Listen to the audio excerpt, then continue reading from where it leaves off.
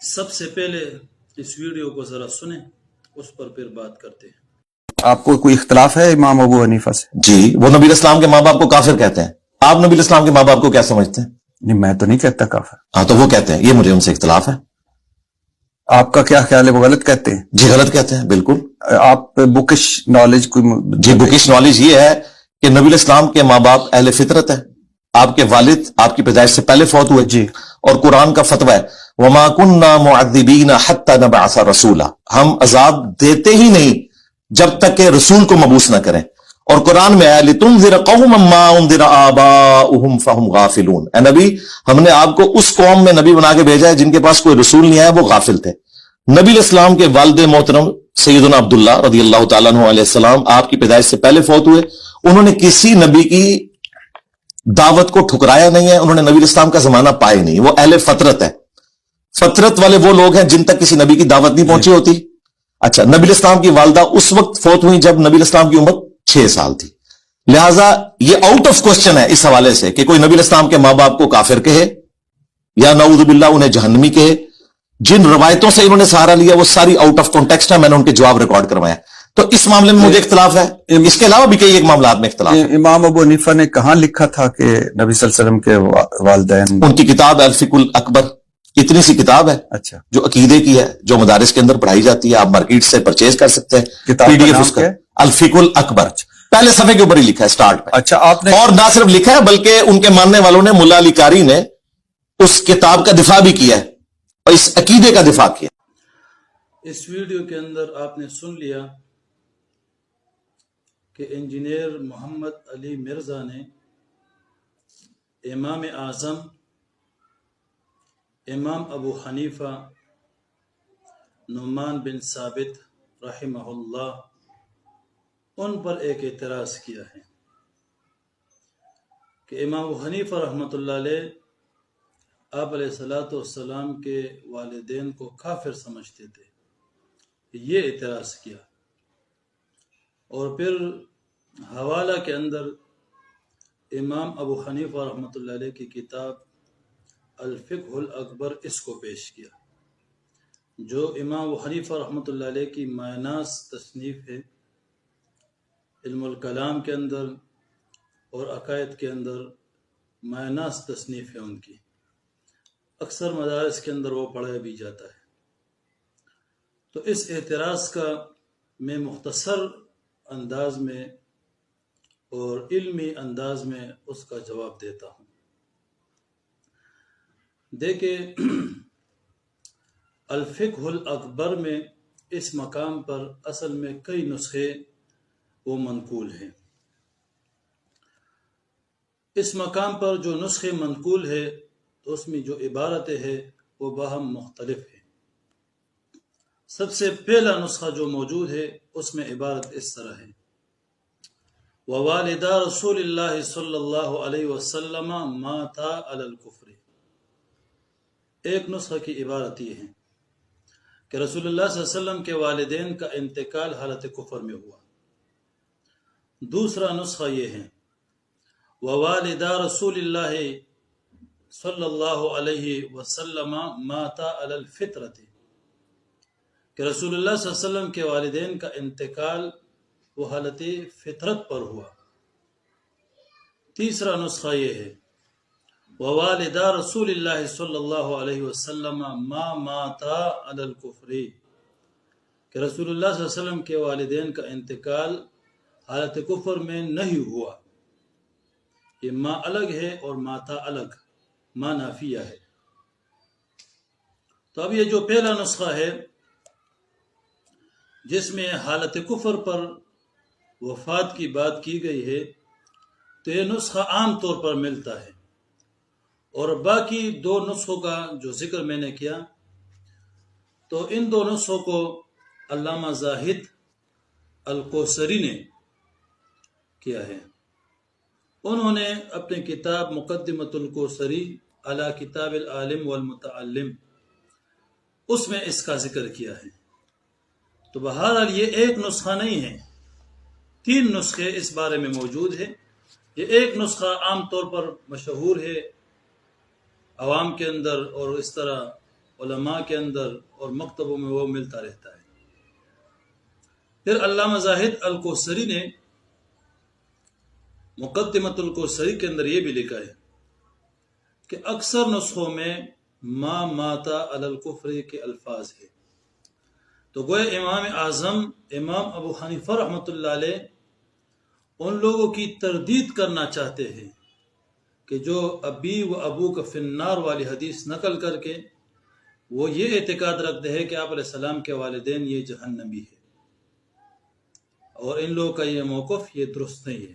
تو امام صاحب نے ان پر رد کیا ہے، اور اس کی وجہ بھی ذکر کیا ہے کہ وجہ یہ ہے کہ کسی شخص کے بارے میں جہنمی ہونے کا عقیدہ رکھنا یہ دلیل یقینی سے ثابت ہو سکتا ہے، دلیل قطعی سے، کیونکہ یہ عملی موضوع نہیں ہے کہ اس میں دلیل ظنی پر اکتفا ہو جائے، بلکہ اس میں دلیل یقینی ضروری ہے۔ اور پھر آگے انہوں نے ذکر کیا ہے حافظ زبیدی جو کہ شارح ہے احیاء العلوم کا اور صاحب قاموس ہے، تو انہوں نے اپنے رسالہ الانتصار لوالدی النبی المختار اس میں وہ لکھتے ہیں کہ میں نے اپنے شیخ احمد بن مصطفیٰ العمری، تو اس کے بارے میں لکھتے ہیں کہ ان کے ہاتھ سے لکھی ہوئی تحریر دیکھی۔ اس کا خلاصہ یہ ہے، وہ کہتے ہیں کہ نسخہ لکھنے والے نے جب یہ دیکھا کہ ما تا اس میں لفظ ما 2 مرتبہ ہے، تو اس نے یہ سمجھا کہ یہ ایک ما یہ زائد ہے، اس لیے اس نے ایک ما کو حذف کر دیا، اور پھر یہ غلط نسخہ جو ہے یہ عام ہو گیا۔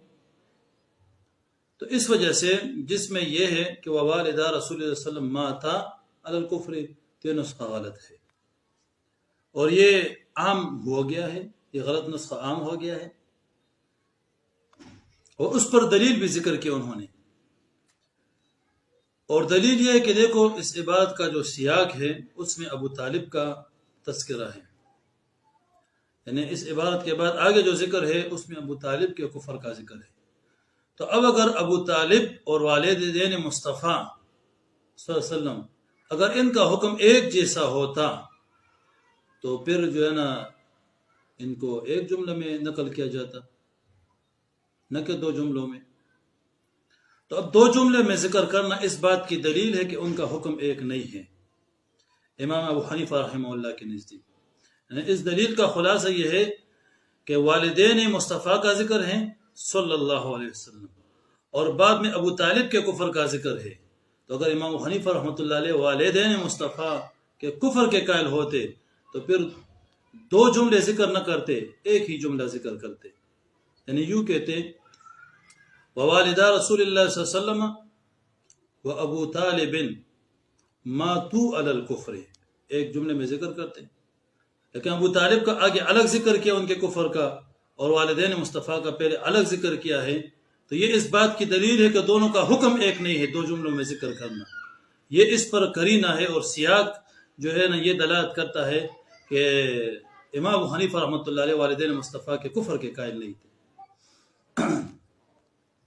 پھر یہ انجینئر محمد علی مرزا نے یہ سوال بھی کیا ہے ملا علی قاری رحمۃ اللہ علیہ پر کہ انہوں نے دفاع کیا، تو اس کا جواب یہ ہے، دیکھیں ملا علی قاری رحمۃ اللہ علیہ کا پہلے یہ خیال تھا کہ امام اعظم امام ابو حنیفہ رحمۃ اللہ علیہ آپ علیہ السلام کے والدین کے بارے میں یہ موقف رکھتے ہیں کہ ان کی وفات وہ حالت کفر میں ہوئی تھی۔ اس پر انہوں نے پھر ایک کتاب بھی لکھی تھی جس کا نام ادلہ معتقد ابی حنیفہ یہ نام رکھا تھا، لیکن بعد میں ملا علی قاری رحمۃ اللہ علیہ اس موقف سے رجوع کیا ہے۔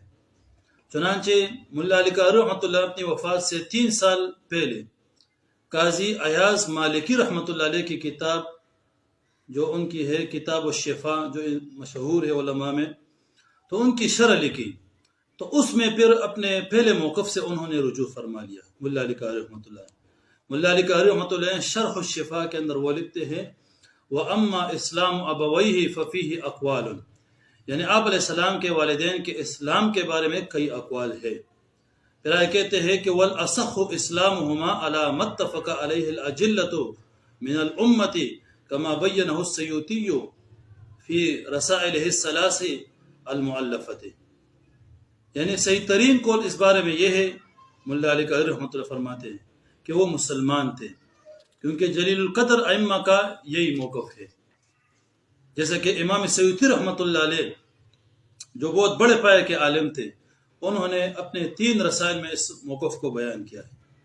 تو بہر صورت امام ابو حنیفہ رحمۃ اللہ علیہ نہ وہ قائل ہے والدین مصطفیٰ کے کفر کے، اور نہ ملا علی قاری رحمۃ اللہ علیہ والدین مصطفیٰ کے کفر کے قائل ہے. انجینئر محمد علی مرزا کو ایک حوالہ نظر آتا ہے، دوسرا نظر نہیں آتا. کسی کے بارے میں رائے قائم کرنا اس کے لیے ضروری ہے کہ ان کے تمام کتابوں پر نظر ہو. اگر ایک کتاب پر نظر ہو اور کتابوں پر آپ کا نظر و مطالعہ نہیں ہے اور اس بارے میں رائے قائم کرتے ہو، تو میں کہتا ہوں یہ ناانصافی ہے. تو بہر صورت امام حنیفہ رحمۃ اللہ علیہ پر یہ اعتراض یہ بے جا ہے، ملا علی قاری رحمۃ اللہ علیہ پر بھی یہ اعتراض بے جا ہے. ویسے فائدہ کے طور پر میں آپ کو چند کتب وہ بتا رہا ہوں، علماء، اہل علم، طلباء، ان کی خدمت میں کہ ان کتابوں کا ضرور مطالعہ کرے اس موضوع پر. ایمان والدین مصطفیٰ صلی اللہ علیہ وسلم پر کئی کتابیں یہ لکھی گئی ہیں. اس کے اندر سب سے مطلب جو مطالعہ کے لیے انتہائی مفید کتابیں ہیں وہ علامہ جلال الدین سیوطی رحمۃ اللہ علیہ کی. علامہ جلال الدین سیوطی رحمۃ اللہ علیہ نے اس مسئلہ پر 6 رسائل وہ تحریر کیے ہیں، جس میں آپ علیہ السلام کے والدین کے ایمان کو ثابت کیا ہے. ان رسائل کا نام یہ ہے. اہل علم کی خدمت میں یہ عرض کرتا ہوں کہ ان کا مطالعہ ضرور فرمائیے، اس موضوع پر یہ انتہائی مفید ہے. پہلا رسالہ انہوں نے جو لکھا ہے اس کا نام ہے المقامۃ السندسیہ فی النسبۃ المصطفویہ. دوسرا جو رسالہ انہوں نے لکھا ہے اس کا نام ہے الدرج المنیفہ فی الآباء الشریفہ. تیسرا رسالہ ان کا جو ہے اس کا نام یہ ہے مسالک الحنفاء فی والدی المصطفیٰ صلی اللہ علیہ وسلم. اور چوتھا رسالہ اس کا نام ہے نشر العلمین المنیفین فی احیاء الابوین الشریفین. اور اس طرح 5واں رسالہ ہے اس کا نام ہے التعظیم والمنۃ فی ان ابوی رسول اللہ صلی اللہ علیہ وسلم فی الجنۃ.